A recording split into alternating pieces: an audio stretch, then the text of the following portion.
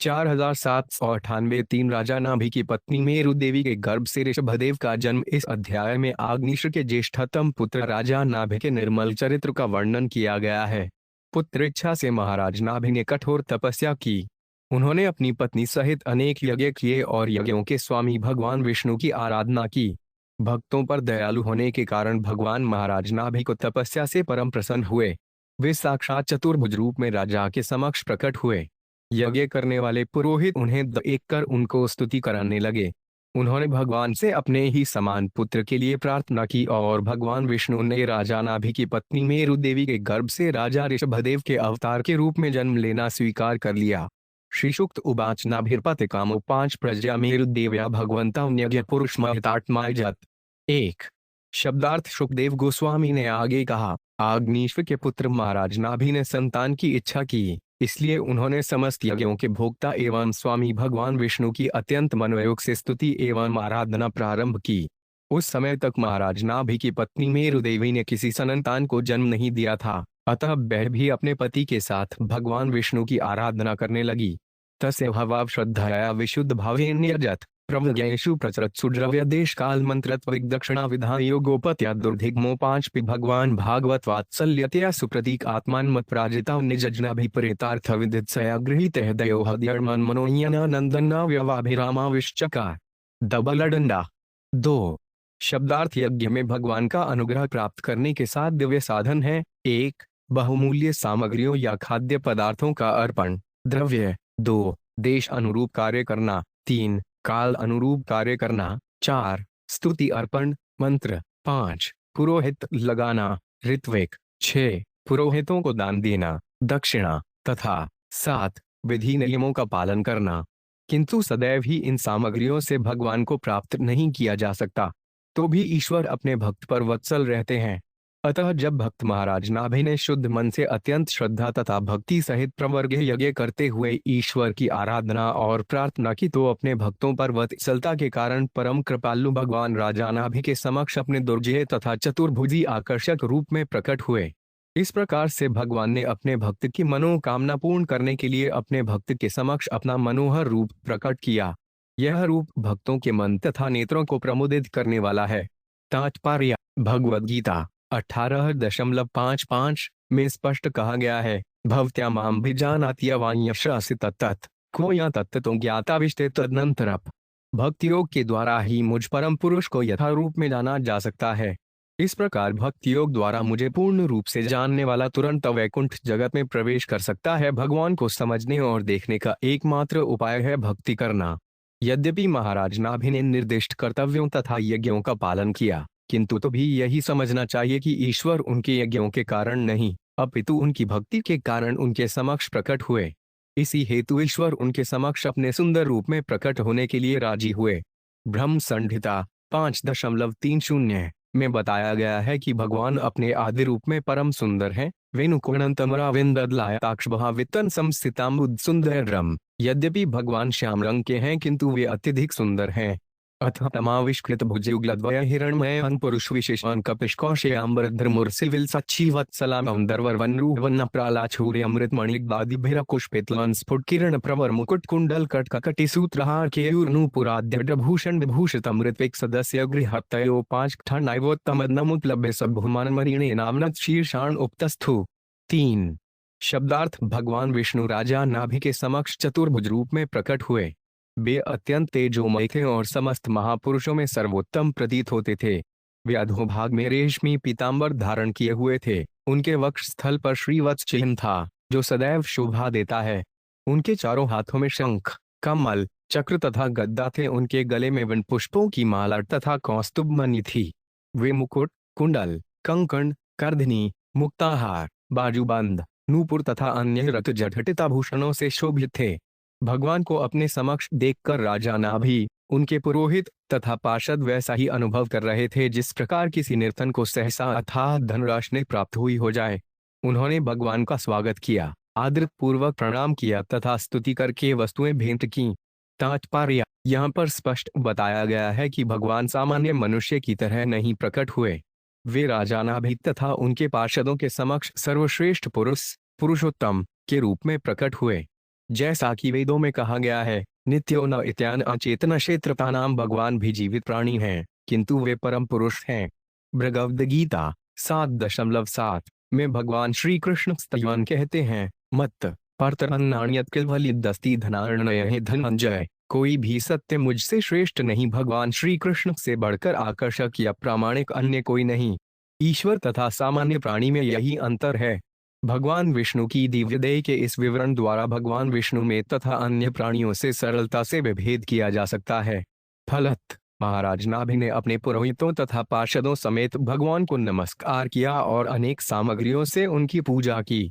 जैसा कि भगवद गीता 6.22 में कहा गया है, ये लब्ध्वा चापरलार्भ मन्यते नाधिक तथ्य। इसे प्राप्त करके मनुष्य सोचता है कि इससे बड़ा अन्य लाभ नहीं है। जब कोई भगवान का प्रत्यक्ष साक्षात्कार करता है तो उसे यही लगता है कि उसने सर्वश्रेष्ठ वस्तु प्राप्त कर ली है। रसो उपयस्य पर हृष्टा न इवर्ते। जब उच्चतर स्वाद मिलने लगता है तो उसकी चेतना स्थिर हो जाती है। भगवान का दर्शन कर लेने के बाद किसी भौतिक वस्तु के प्रति आकर्षण नहीं रह जाता। तब मनुष्य भगवान की उपासना में स्थिर हो जाता है। ऋत्लविजरुचु अयि से महुरहितमहिन्मस्माक मनुत्थाना नमूनम इत्येतावत् सदुपशिक्षिता। उनको 5 रैति पुमान प्रकृति गुण व्यतिक्रम तिर्निशी भ्ररसे परसे प्रकृति पुरुषोर्वाक्तिनाभिर्नाम रूपाकृति रूप निरूपणम सकलजन निकाय वृजनिर संशिवतम अप्रवर गुणगणैक देश कथनाते। 45 शब्दार्थ ऋत्विजगण इस प्रकार ईश्वर की स्तुति करने लगे, हे परम पूज्य, हम आपके दास मात्र हैं। यद्यपि आप पूर्ण हैं, किंतु अहेतु की कृपावश ही सही हम दासों की यथोचित सेवा स्वीकार करें। हम आपके दिव्य रूप से परिचित नहीं हैं, किंतु जैसा वेदों तथा प्रामाणिक आचार्यों ने हमें शिक्षा दी है उसके अनुसार हम आपको बारंबार नमस्कार करते हैं। जीवात्माएं प्रकृति के गुणों के प्रति अत्यधिक आकर्षित होती हैं, अतः वे कभी भी पूर्ण नहीं हैं, किंतु आप समस्त भौतिक अवधारणाओं से परे हैं। आपके नाम, रूप तथा गुण सभी दिव्य हैं और व्यावहारिक बुद्धि की कल्पना के परे हैं। भला आपकी कल्पना कौन कर सकता है? इस भौतिक जगत में हम केवल नाम तथा गुण देख पाते हैं। हम आपको अपना नमस्कार तथा स्तुति अर्पित करने के अतिरिक्त और कुछ भी करने में समर्थ नहीं हैं। आपके शुभ दिव्य गुणों के कीर्तन से समस्त मानव जाति के पाप धुल जाते हैं। यही हमारा परम कर्तव्य है और इस प्रकार हम आपकी अलौकिक स्थिति को अंशमात्र ही जान सकते हैं। तात्पर्य: भगवान को भौतिक अनुभूति से कुछ भी सरोकार नहीं।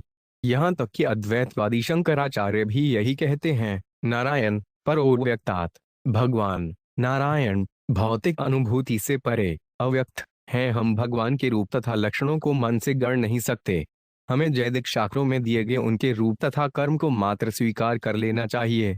ब्रह्म संहिता 5.29 में कहा गया है, चिंतामणि प्रकर सकरयु कल्प वृक्ष लक्षा वृतेश उसुरभीराभिपाल्यंतम लक्ष्मी सहस्नशत संभ्रम से व्यमान गोविंदयादि पुरुषांतम हन भजामि।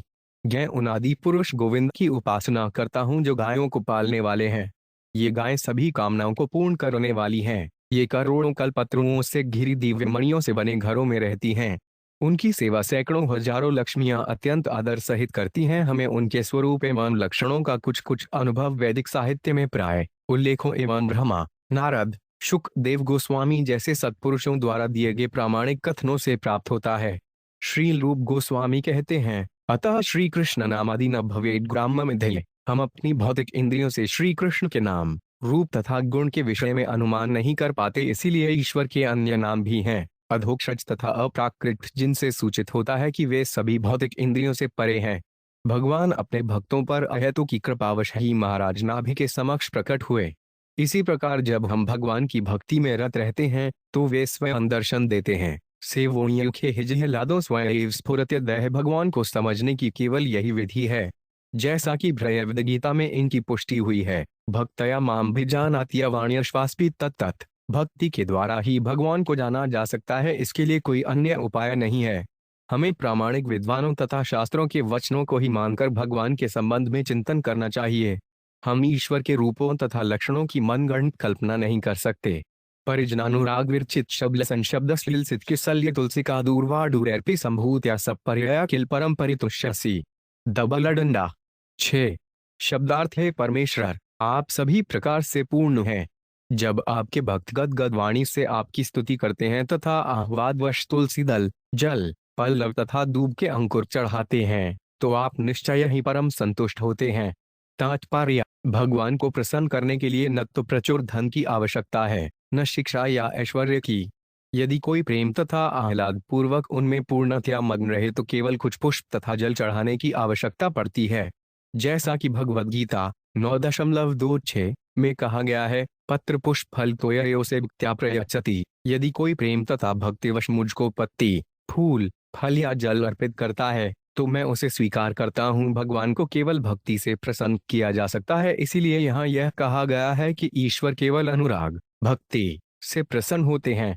हरिभक्ति विलास में गौतीय तंत्र का निम्नलिखित उदाहरण आया है: बुलसीदमात्रेन जलसे चुलुकेन वा विक्रीणिते स्वम आत्मानं भक्तेभ्यो भक्तवत्सलः। श्री कृष्ण शून्य के बल तुलसी दल तथा जुली भर जल चढ़ाने वाले भक्त के हाथों बिक जाते हैं, क्योंकि वे अपने भक्तों के प्रति परम वत्सल हैं। भगवान की अपने भक्तों पर अहेतु की कृपा रहती है, अतः निर्धन से निर्धन व्यक्ति जो भक्तिवश थोड़ा सा जल तथा एक पुष्प भी उन पर चढ़ाता है, उससे वे प्रसन्न हो जाते हैं। अपने भक्तों के प्रति उनकी वत्सलता के कारण ही ऐसा होता है। अधायापि न भवति जयोरुभार भर्या समुतितमर्थम यह प्लभाम है।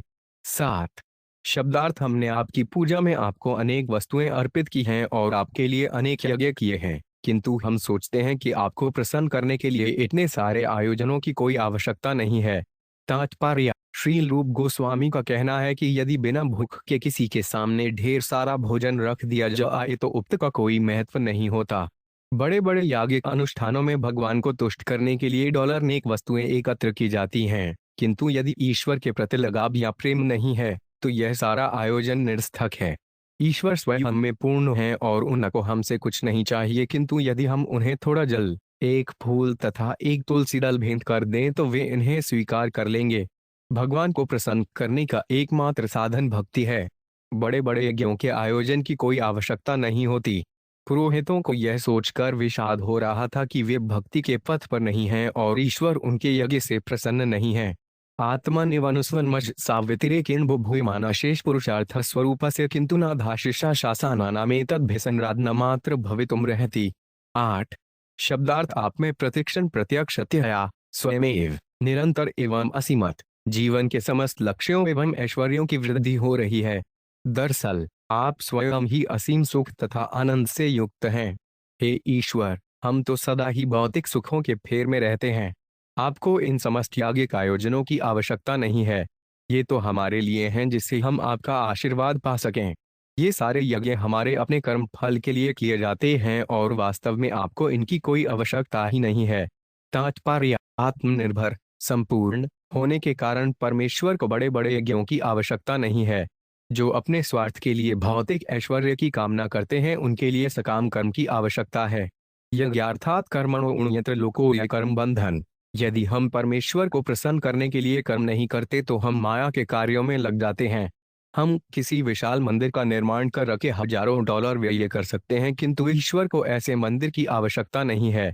ईश्वर के पास अपने निवास के लिए ऐसे लाखों मंदिर हैं, उन्हें हमारे प्रयास की कोई आवश्यकता नहीं है। उन्हें ऐश्वर्य के कार्य कदापि नहीं चाहिए। ऐसा कार्य तो हमारे आत्म लाभ के लिए होता है, क्योंकि यदि हम अपने धन को विशाल मंदिर निर्माण कार्य में लगा देते हैं तो हम अपने प्रयास के बंधन से मुक्त रहते हैं। यह हमारे कल्याण के लिए है। साथ ही यदि हम भगवान के लिए कुछ अच्छा कार्य करते हैं तो वे प्रसन्न होकर हमें आशीर्वाद देते हैं।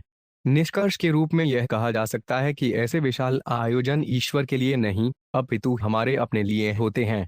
यदि हम किसी प्रकार से ईश्वर का आशीर्वाद प्राप्त कर सकें तो हमारा डॉलर अंतःकरण पवित्र हो सकता है और हम भगवान के धाम वापस जाने के भागी बन सकते हैं।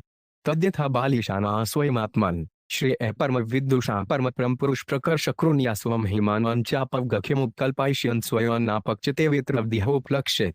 दबलडंडा। 9 शब्दार्थ है ईशाधश: हम धर्म, अर्थ, काम तथा मोक्ष से पूर्णतया अनजान हैं, क्योंकि हमें जीवन लक्ष्य का ठीक से पता नहीं है। आप यहाँ हमारे समक्ष साक्षात इस प्रकार प्रकट हुए हैं जिस प्रकार कोई व्यक्ति जानबूझकर अपनी पूजा कराने के लिए आया हो, किंतु ऐसा नहीं है। आप तो इसलिए प्रकट हुए हैं जिससे हम आपके दर्शन कर सकें। आप अपनी अगाध तथा अहेतु की करुणावश हमारा उद्देश्य पूरा करने, हमारा हित करने तथा अपवर्ग का लाभ प्रदान करने हेतु प्रकट हुए हैं। हम अपनी अज्ञानता के कारण आपकी ठीक से उपासना भी नहीं कर पा रहे हैं। तो भी आप पछतारे हैं। तात्पर्य: भगवान विष्णु स्वयं यज्ञ स्थल पर उपस्थित हुए, किंतु इसका अर्थ यह नहीं है कि उनका कोई निजी स्वार्थ था। इसी प्रकार मंदिर में डॉलर का विग्रह रहता है, मात्र अपनी अहेतुकी करुणा से भगवान उपस्थित होते हैं जिससे हम उनका दर्शन पा सकें।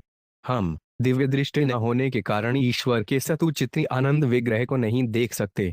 हमें पत्थर तथा लकड़ी के समान स्थूल पदार्थ दिखाई पड़ते हैं, इसीलिए वे मंदिरों में पत्थर तथा लकड़ी का रूप धारण करके हमारी सेवा स्वीकारते हैं। यह ईश्वर को अहेतु की कृपा का प्रदर्शन है। यद्यपि उनकी ऐसी वस्तुओं के प्रति कोई रुचि नहीं है, किंतु हमारी प्रेम भक्ति प्राप्त करने के लिए वे ऐसा करते हैं। वास्तव में हम भगवान की पूजा के लिए उपयुक्त सामग्रियों की भेंट चढ़ा भी नहीं सकते, क्योंकि हमें कोई ज्ञान नहीं है। मात्र अहेतुक कृपावश ही महाराज नाभि के गए स्थल में परमेश्वर प्रकट हुए। अध्याय में वरोहवारीतम यह रहे बर्दिशी राजर्षे प्रदर्शभ भवाता निज पुरुषेक्षण विषया सीतु दबलडंडा। 10 शब्दार्थ है पुरिंजितम, आप समस्त वरदायकों में श्रेष्ठ हैं और राजर्षि नाभि की यज्ञशाला में आपका प्राकट्य हमें आशीर्वाद देने के लिए हुआ है। चूंकि हम आपको देख पाए हैं, इसलिए आपने हमें सर्वाधिक मूल्यवान वर प्रदान किया है। तात्पर्य: निज पुरुष ईक्षण विषय भयवदिता 9.29 में श्री कृष्ण कहते हैं, समोह सर्वधूते, मैं किसी से द्वेष नहीं करता और न किसी का पक्षपात करता हूँ। जीव मात्र में मेरा संभाव है, परंतु जो प्राणी भक्ति भाव से मेरी सेवा करते हैं वे मेरे प्रिय मित्र हैं और मुझ में ही स्थित हैं और मैं भी उनका प्रिय हूँ। उनमें हूँ भगवान सबके लिए समान है। इस अर्थ में न तो उनका कोई शत्रु है न कोई मित्र। प्रत्येक प्राणी अपने कर्मों का फल भोगता है और ईश्वर सबों के हृदय में स्थित होकर सबों को देखते तथा उन्हें वांछित फल देते हैं। जिस प्रकार भक्तगण ईश्वर को सर्वभावेन संतुष्ट देखना चाहते हैं, उसी प्रकार से ईश्वर अपने भक्तों के समक्ष अपने को उपस्थित करने के लिए इच्छुक रहते हैं। श्री कृष्ण ने भगवद गीता 4.8 में कहा है, परित्राणाय साधूनां विनाशाय च दुष्कृताम धर्म संस्थापनार्थाय संभवामि युगे युगे। भक्तजनों का उद्धार, दुष्टों का विनाश तथा धर्म की फिर से स्थापना के लिए मैं युग युग में प्रकट होता हूँ। इस प्रकार श्री कृष्ण का आविर्भाव अपने भक्तों को भवबंधन से छुटकारा दिलाने तथा संतोष देने के लिए होता है। वे केवल दुष्टों को मारने के लिए अवतार नहीं लेते, क्योंकि इस कार्य को तो उनके दूत भी कर सकते हैं। महाराज नाभि के यज्ञ स्थल में भगवान विष्णु का प्रकट होना राज आता था। उनके अतिरिक्त 5 अनुचरों को प्रसन्न करने के अतिरिक्त और कुछ न था, अन्यथा वहां उनके उपस्थित होने का कोई प्रयोजन नहीं था। असद्भनिषित ज्ञानान लविधुताशेष मलाना भवत स्वभावानामात्मा रामानाम मुनीनाम नवरथ परिगुणित गुणगण परममलायन गुणगण कथनो 5-11 शब्दार्थ है ईश्वर। समस्त विचारवान मुनि तथा साधु पुरुष निरंतर आपके दिव्य गुणों का गान करते रहते हैं। इन मुनियों ने अपनी ज्ञान अग्नि से अपारमल ऋषि को पहले ही दग्ध कर दिया है और इस संसार से अपने वैराग्य को सुदृढ़ किया है। इस प्रकार वे आपके गुणों को ग्रहण कर आत्मंतुष्ट हैं। तो भी जिन्हें आपके गुणों के गान में परम आनंद आता है, उनके लिए भी आपका दर्शन दुर्लभ है। तात्पर्य: महाराज नाभि के यज्ञ स्थल में संवेद पुरोहितों ने भगवान विष्णु के द्वारा साक्षात दर्शन दिए जाने की भूरे भूरे प्रशंसा की और अपने को परम धन्य माना। ईश्वर का दर्शन उन महान संतों के लिए भी जिन्होंने भौतिक संसार से वैराग्य ले लिया है और जिनके हृदय ईश्वर की महिमा का निरंतर जप करने के कारण विमल है, दुर्लभ है। ऐसे मनुष्य ईश्वर के दिव्य गुणों का जप करके संतुष्ट रहते हैं। उन्हें ईश्वर के प्राकट्य की आवश्यकता नहीं रहती। ऋषिगण यह इंगित करना चाहते हैं कि ईश्वर का साक्षात्कार महान साधुओं के लिए भी दुर्लभ है, किंतु वे उन पर इतने प्रसन्न हुए कि वे साक्षात प्रकट हो गए। इसलिए समस्त याजक अत्यधिक कृतकृत्य हुए। अथ कथगित स्खलनक्षुत्पत्तन जुम्भन दुर्वस्थानादिषु विवशानान स्मरणाय ज्वरमृणच्छायां पि सकलकश्मल निरसनानि तव गुणकृतनाम ध्येयानि वचन गोचराणि भवन्तु। 12 शब्दार्थ है ईश्वर। संभव है कि हम केम पक्के पाने, भूखे रहने, गिरने, जम्हाई लेने या ज्वर के कारण मृत्यु के समय शोचनीय रुग्ण अवस्था में रहने के कारण आपके नाम का स्मरण न कर पाएं। अतः हे ईश्वर, हम आपकी स्तुति करते हैं क्योंकि आप भक्तों पर बत्सल रहते हैं। आप हमें अपने पवित्र नाम, गुण तथा कर्म को स्मरण कराने में सहायक हों, जिससे हमारे पापी जीवन के सभी पाप दूर हो जाएं। तात्पर्य: जीवन की वास्तविक सफलता है अंत्यनायण स्मृति, अर्थात मृत्यु के समय ईश्वर के पवित्र नाम, गुण तथा रूप का स्मरण। भले ही हम मंदिरों में ईश्वर की पूजा में लगे रहें, किंतु भौतिक परिस्थितियां इतनी कठिन तथा दुस्तर हैं कि मृत्यु के समय रुग्ण अवस्था या मानसिक विक्षिप्तता के कारण हम ईश्वर को स्मरण करना भूल सकते हैं। इसीलिए हमें ईश्वर से यही प्रार्थना करनी चाहिए कि हमें मृत्यु के समय अपने चरण कमल का स्मरण करने के योग्य डॉलर अवश्य रखें, क्योंकि उस समय हमारी स्थिति दयनीय होगी। इस प्रसंग के लिए हमें श्रीमद् भागवत 6-2 सितंबर 10 तथा 14 से 15 देखना चाहिए कि ज्ञाय राजर्षिर्पति काम प्रजा भवाद सीमा शासान ईश्वर माशिषा स्वर्गाप वर्गयोर्पि भवंत मुग्धावती प्रजायामर्थ प्रत्ययोधनग्निवाधन फलीकरणम 13। शब्दार्थ है ईश्वर, आपके समक्ष ये महाराज नाभि हैं जिनके जीवन का परम लक्ष्य आपके ही समान पुत्र प्राप्त करना है। हे भगवान, उसकी स्थिति उस व्यक्ति जैसी है जो एक अत्यंत धनवान पुरुष के पास थोड़ा सा अन्न मांगने के लिए जाता है। पुत्र इच्छा से ही वे आपकी उपासना कर रहे हैं, यद्यपि आप उन्हें कोई भी उच्चस्थ पद प्रदान कर सकने में समर्थ हैं, चाहे वे स्वर्ग हो या भगवधाम का मुक्ति लाभ। तात्पर्य: पुरोहित कुछ झेमपक करने लगे थे कि राजा नाभि ईश्वर से पुत्र का वर प्राप्त करने के लिए इतना बड़ा यज्ञ कर रहे हैं। ईश्वर उन्हें स्वर्ग या वैकुंठ लोक भेज सकते थे। श्री चैतन्य महाप्रभु ने हमें शिक्षा दी है कि भगवान तक कैसे पहुंचा जाए और कैसे श्रेष्ठ वर मांगा जाए। वे कहते हैं, न धर्म न जनवरी न सुंदरी कविता व जगदीश कामे। वे भगवान से कोई भौतिक वस्तु नहीं मांगना चाहते।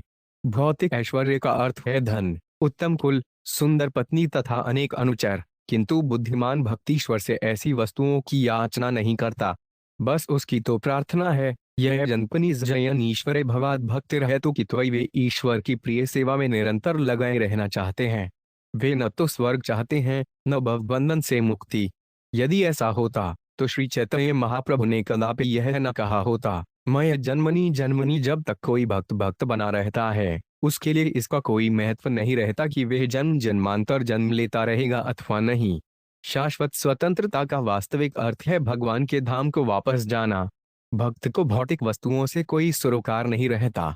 यद्यपि नाभि महाराज विष्णु जैसा पुत्र चाहते थे, किंतु ईश्वर के समान पुत्र इच्छा भी इंद्रिय तृप्ति का एक रूप है। शुद्ध भक्त तो ईश्वर की प्रेमा भक्ति में लिप्त रहना चाहता है। को वायतेड पराजितो 5 पराजित्या मायान्वसित पदव्यानावृत मतिर्विषय विषयानावृत प्रकृतिर्नुपासित में चरण। 14। शब्दार्थ है ईश्वर। जब तक मनुष्य परम भक्तों के चरण कमलों की उपासना नहीं करता, तब तक उसे माया परास्त करती रहेगी और उसकी बुद्धि मोहग्रस्त बनी रहेगी। दरअसल ऐसा कौन है जो विषतुल्य भौतिक सुख की तरंगों में न बहा हो? आपकी माया दुर्जय है। न तो इस माया के पथ को कोई देख सकता है, न इसकी कार्य प्रणाली को ही कोई बता सकता है। तात्पर्य: महाराज नाभि पुत्र प्राप्ति के लिए महान यज्ञ करने पर तुले थे। हो सकता है कि उनका पुत्र भगवान के ही सम्मान उत्तम हो, किंतु ऐसी इच्छा चाहे छोटी हो या बड़ी, माया के प्रभाव से ही मन में आती है। भक्त कभी भी अपनी इंद्रिय तृप्ति के लिए किसी वस्तु की कामना नहीं करता। इसीलिए भक्ति को निष्काम अन्याभिलाषता शून्य कहा गया है।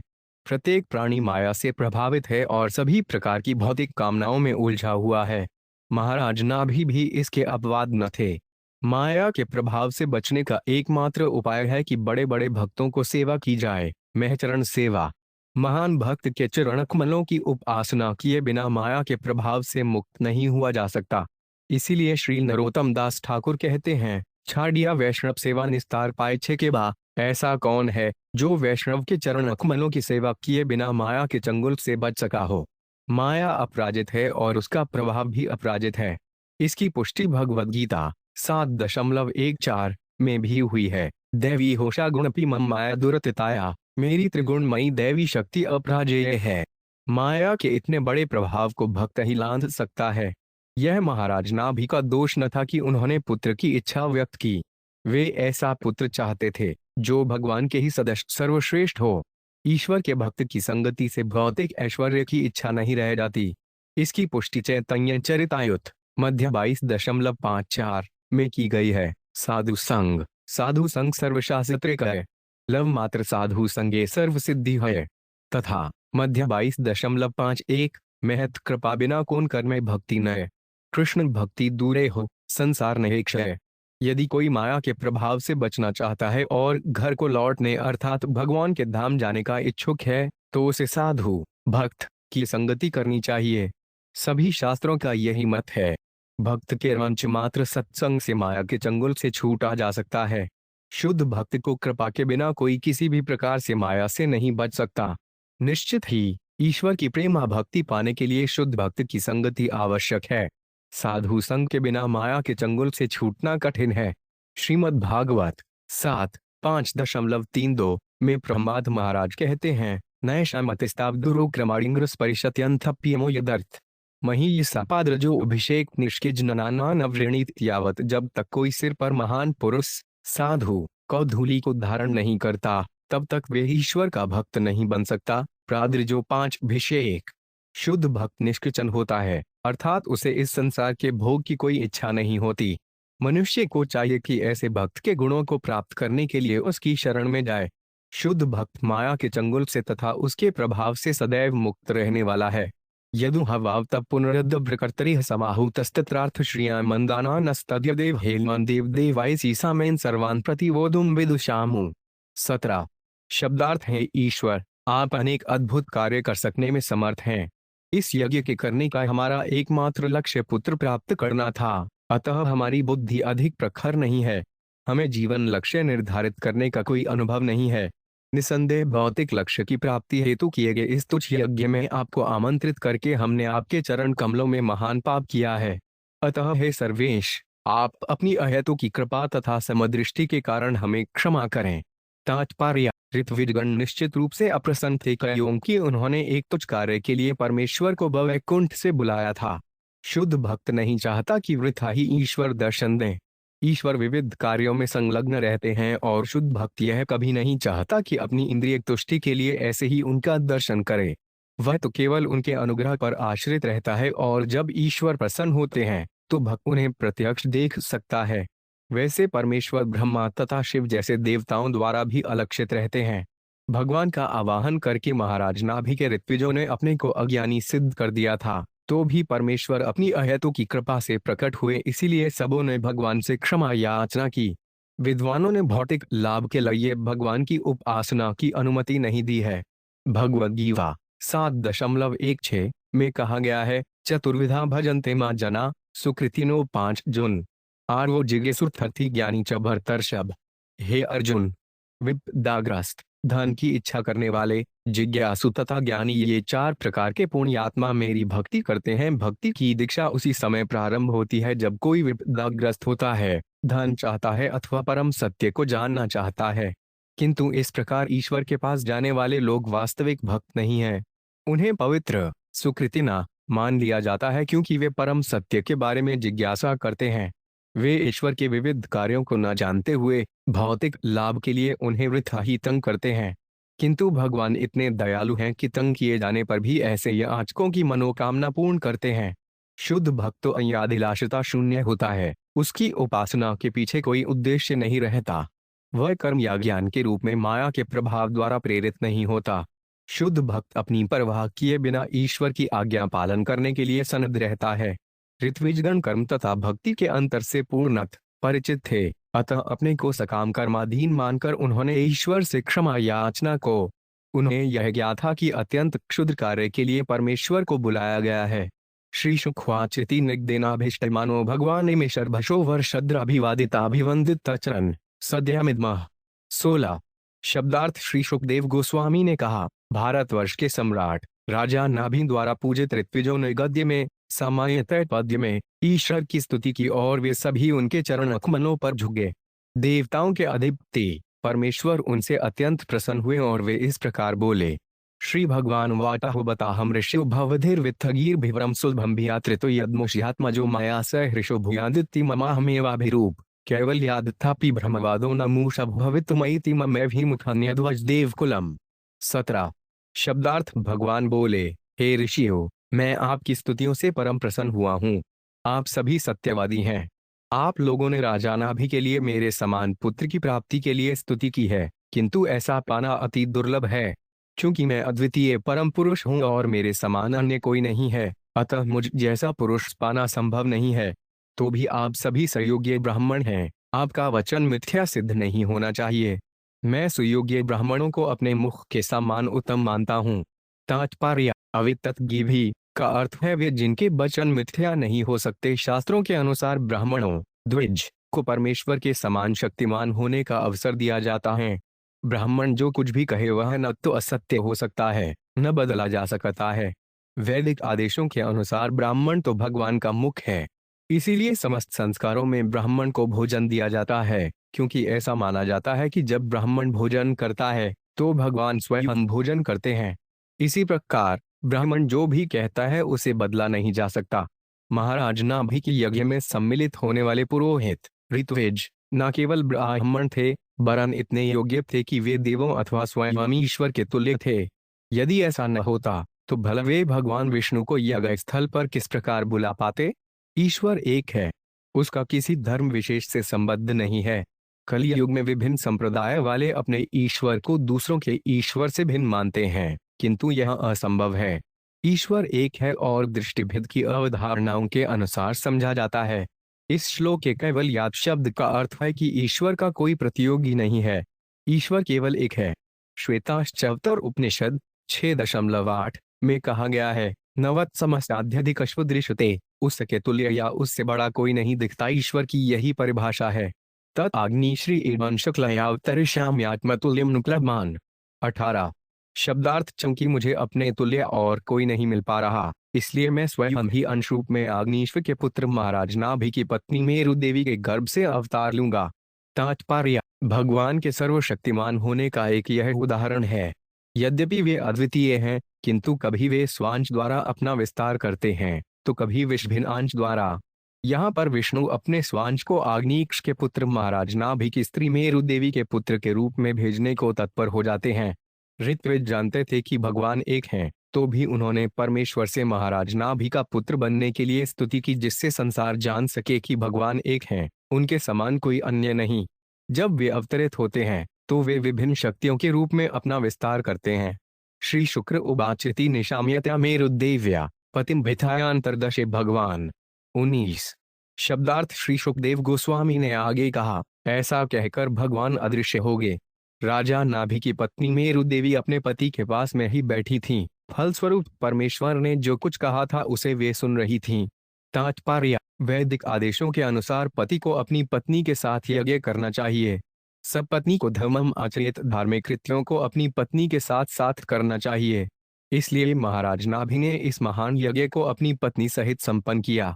बर्हिषि तस्मिन् विष्णुदत्त भगवान्मर्पि भी प्रसादितो नाभे प्रिय चिकीर्षा तद्वरोधाय मेरुदेव्या धर्मान दर्शयितु कामो तृष्णान् आश्रमणानां ऋषीणामूर्ध्वमन्थिन् आशुक्लया तन्वावतार। 20 शब्दार्थ है, विष्णुदत्त परीक्षित महाराज उस यज्ञ के ऋषियों से भगवान अत्यंत प्रसन्न हुए। फलस्वरूप उन्होंने स्वयं धर्म आचरण करके दिखलाने, जैसा कि ब्रह्मचारी, सन्यासी, वानप्रस्थ तथा गृहस्थ करते हैं, और महाराज नाभि की मनोकामना को पूरा करने का निश्चय किया। अतः वे अपने गुणातीत आद्य सत्व रूप में मेरुदेवी के पुत्र के रूप में प्रकट हुए। तात्पर्य, भगवान जब इस संसार में प्रकट होते हैं या अवतरित होते हैं तो वे 3 गुणों सत्तो, रजो तथा तमोगुण से युक्त शरीर नहीं स्वीकार करते। मायावादी दार्शनिकों का कहना है कि निर्गुण ब्रह्म सत्गुण में देह स्वीकार करके इस संसार में प्रकट होते हैं। श्रील विश्वनाथ चक्रवर्ती कहते हैं कि शुक्ल शब्द का भावार्थ शुद्ध सत्व वाला है। भगवान विष्णु अपने शुद्ध सत्व रूप में अवतरित होते हैं। शुद्ध सत्व से उस सत्व गुण का बोध होता है जो कभी मलिन, दूषित नहीं होता।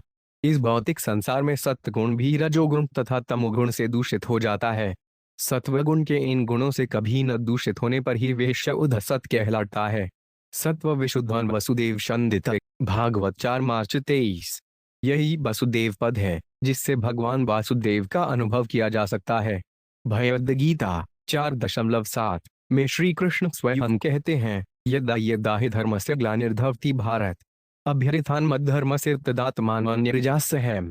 हे भारत, जब कभी और जहाँ कहीं धर्म की हानि तथा अधर्म को वृद्धि होती है तब तब मैं अवतार लेता हूँ। सामान्य जीवात्माओं की तरह भगवान अवतार लेने के लिए प्रकृति के गुणों द्वारा बाध्य नहीं होते। वे धर्मान दर्शयितु काम अर्थात मनुष्यों को कार्य करके दिखाने के लिए प्रकट होते हैं। धर्म शब्द का व्यवहार मनुष्यों के प्रसंग में किया जाता है। इसका व्यवहार मनुष्यों से निकृष्ट जीवों यथा पशुओं के लिए नहीं किया जाता है। दुर्भाग्यवश मनुष्य कभी कभी ईश्वर से निर्देशित हुए बिना मनमाने धर्म को गढ़ लेते हैं। वास्तव में धर्म मनुष्य द्वारा नहीं बनाया जा सकता। धर्म दुस्साक्षात भगवत प्रणीत है। भागवत 6 मार्च 19। धर्म तो भगवान की देन है, जिस प्रकार विधि कानून राज्य की देन होता है। मानव निर्मित धर्म निरर्थक है। श्रीमद् भागवत में मानव निर्मित धर्म को कैंतव धर्म, धोखाधड़ी कहा गया है। मानव समाज को धार्मिक नियमों का आचरण सिखाने के लिए भगवान अवतरित होते हैं।